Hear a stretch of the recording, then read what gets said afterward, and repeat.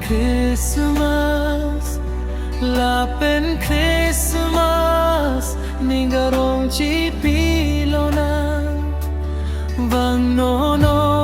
pajir po kedoan vangnon phan, ning mery phan, nang pini ke khrismas.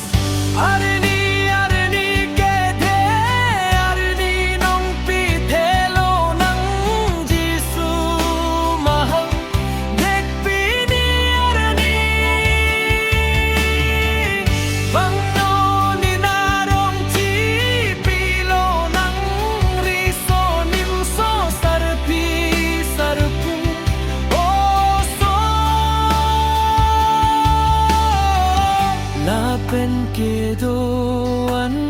vangnon ning rong pilonang pini ke khrismas lo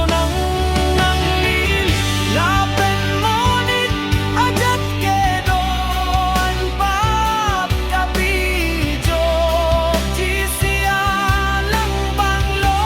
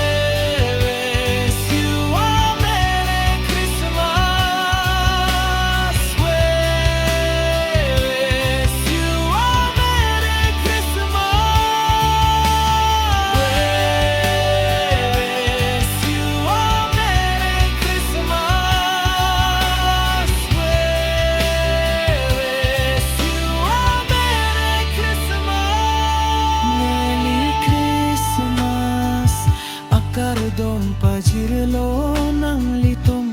khristian